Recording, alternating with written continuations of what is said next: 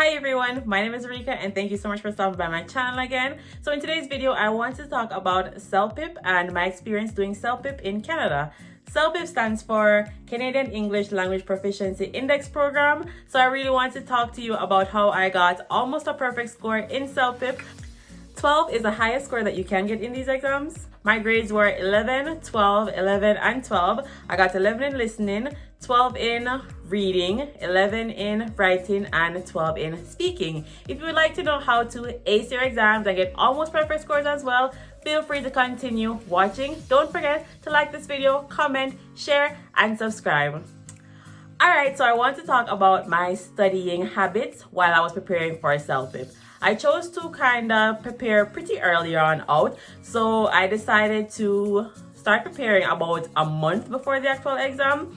Even though English is my native language and it's kind of easy to take it for granted that, oh, I'm going to do an English test, so given that English is my native language, I'm going to ace this test. That's simply not the case, and you do have to prepare adequately for this test. So you really want to take advantage of studying beforehand and getting your entire money's worth. The test itself was $280, and the practice material that I chose was $75. With tax, that came up to $401. When I had booked my test, it was pretty far out because I purchased it in June and the only dates that were available were in September. So I had quite a bit of a stretch in order to practice and feel comfortable doing the test. I kind of postponed doing this test for a while. The results, as far as I know, last about 2 years. So I could have done this test while I was still at Humber or sometime before, but I was kind of scared to do it, to be honest. Like, I just felt a little daunted by it, and the things that I would have reviewed about it were kind of like, oh, you really need to take this test serious, you really need to study a lot and all that. So I really wanted to have the time available to study and make the most of this test. So kind of that's why I pushed it back for as long as I could.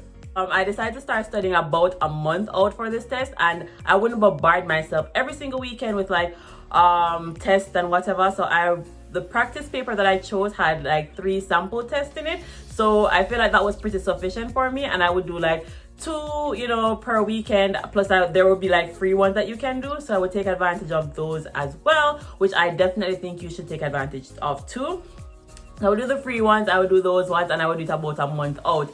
So by the time it was time to do the test, I was pretty comfortable with the format and just what was happening.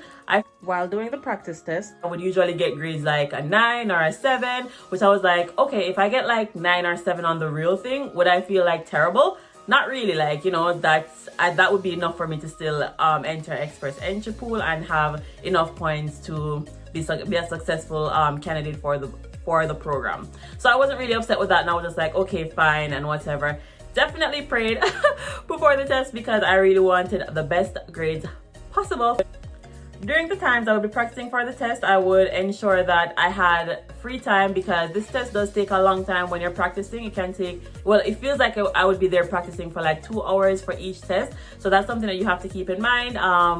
You obviously can utilize your weekends as however you choose to, but I felt like I want to narrow in and zero in on getting these results as best as possible for myself. So I chose to kind of like not do a lot on weekends and just like focus my time in practicing. I wouldn't really recommend you practicing the weekend before only or like the night before, because I feel like it's something that you have to kind of get used to and get comfortable with the format, and that will be a part of what allows you to get the maximum grades when you are doing it. And I feel like each time you're practicing, make it feel like you're doing the real test right now, because if you kind of don't take it seriously, it's kind of like, oh, it's like I'm just practicing right now, I'll get it good on the exam. I feel like that also can be a detriment. So for me, what I felt like was really, really helpful was that I took it serious each time I was practicing. I really looked objectively at my weak points.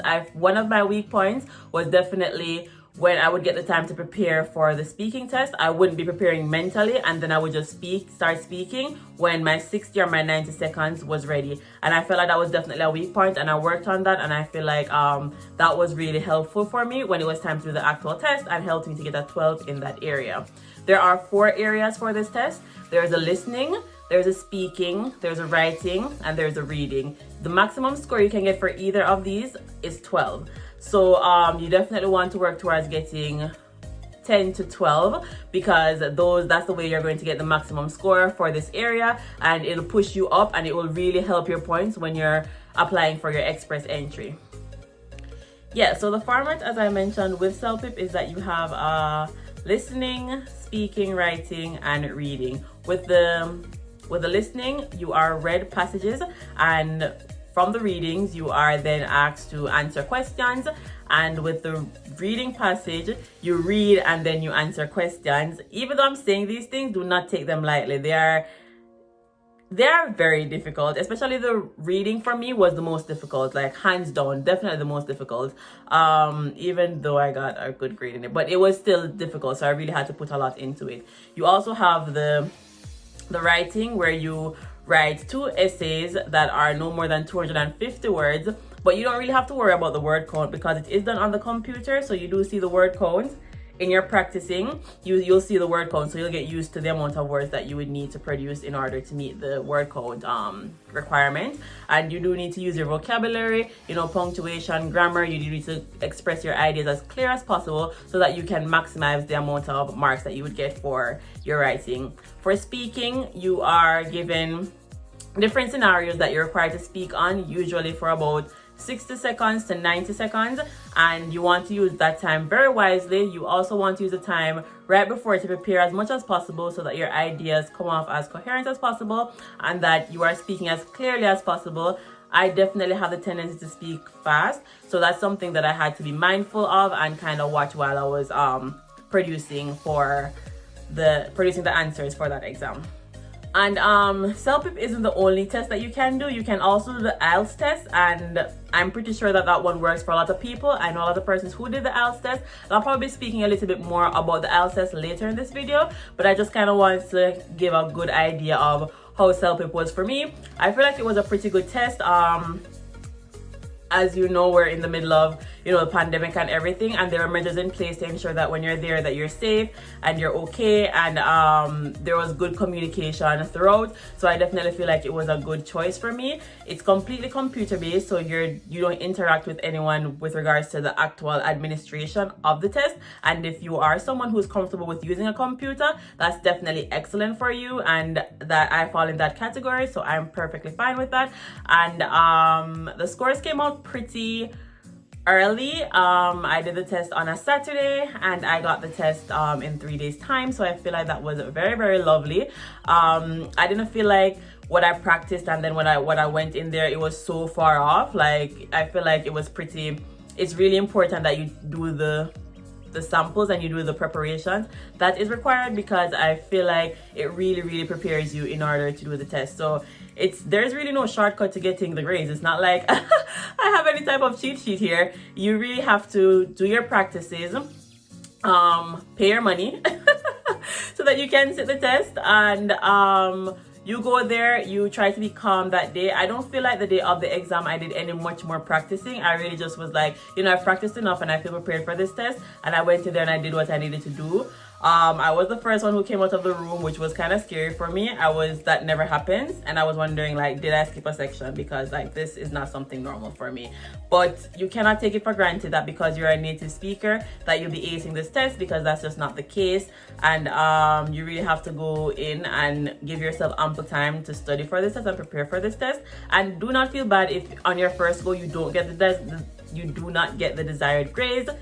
You can do the test over like as many times as you need to, as far as I know. So like, I wouldn't be upset with that. I'd be upset because I don't necessarily want to keep spending money, but you can do it over again. And the last time that I checked, it's not like when I had applied and the dates were so far out because we were adjusting. I assume that's why they were so far out, because there was adjustments for COVID and everything.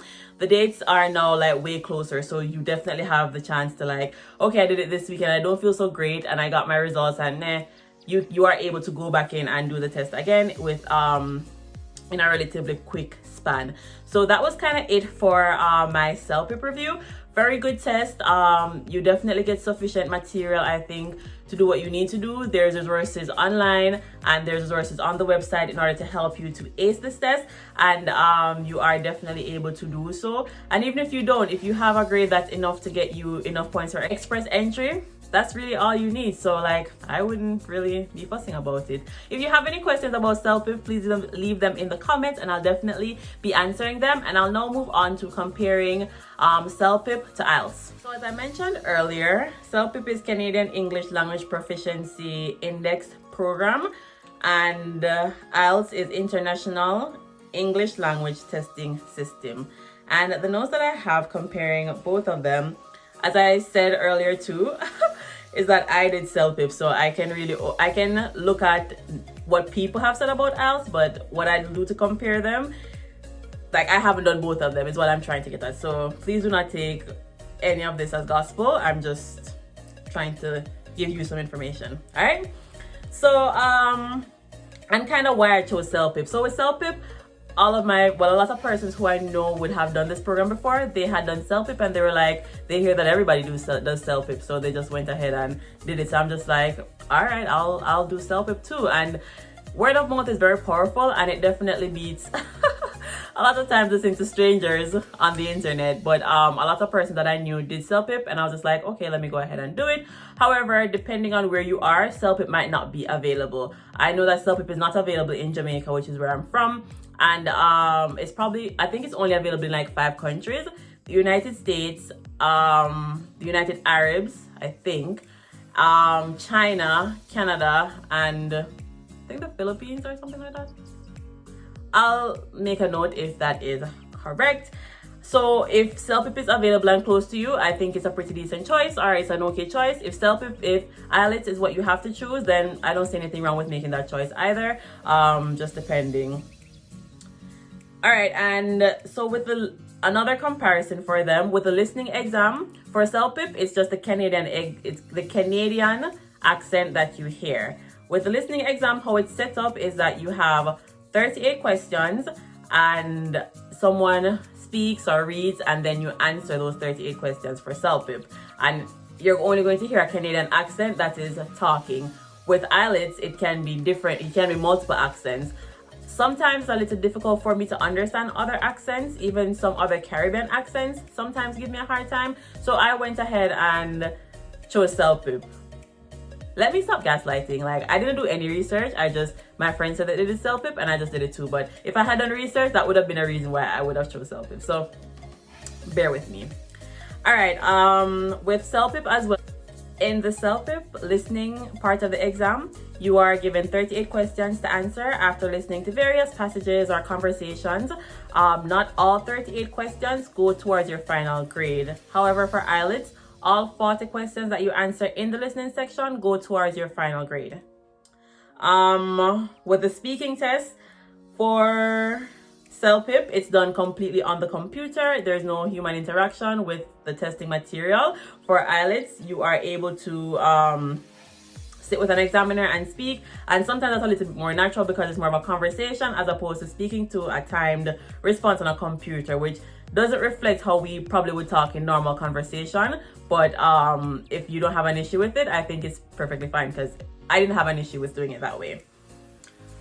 All right, the writing with IELTS. Oh, also with IELTS, how's that pronounced? You are able to do it on paper, on the computer, and there's some parts that you have an examiner with you to do it.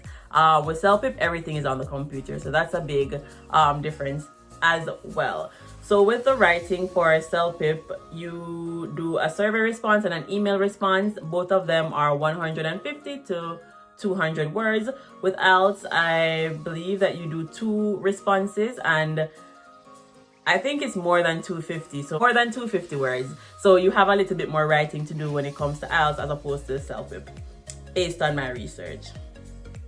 When you are doing the speaking and the writing, you really need to use your grammar and your vocabulary and show that you completely understand what you're being asked to within a timely manner, because these are the things that they really grade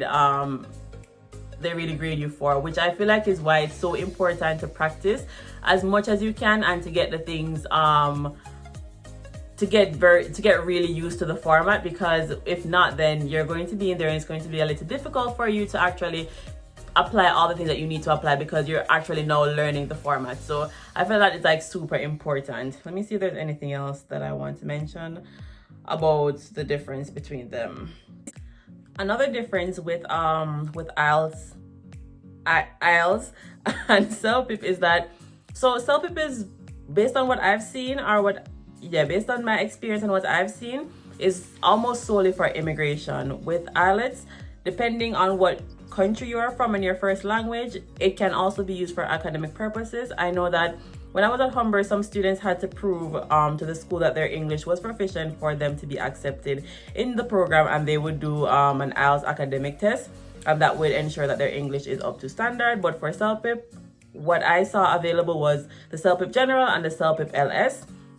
But for IELTS, you do have an academic one that you just do to show the school that you're coming to that your English is up to the standard that it would need to be in order to successfully complete the program you're applying for. I feel like overall the exam was about 3 hours. I finished my CELPIP exam in about 2 hours, which was kind of scary, but I guess that was that worked. But yeah, with both of them, I do feel like they've been tested and tried, and they're definitely good. So CELPIP has been around for less time than IELTS, so I feel like you probably will have a little bit more study material with IELTS than with CELPIP, just because it's been around for a little longer, for longer. But yeah, both of them work. Both of them are accepted, and I think that either is a good choice. Now that we're at the end of the video, thank you so much for watching. Don't forget to like this video, comment, share, subscribe, and let me know some other things that you are interested to know about for when you move to Canada.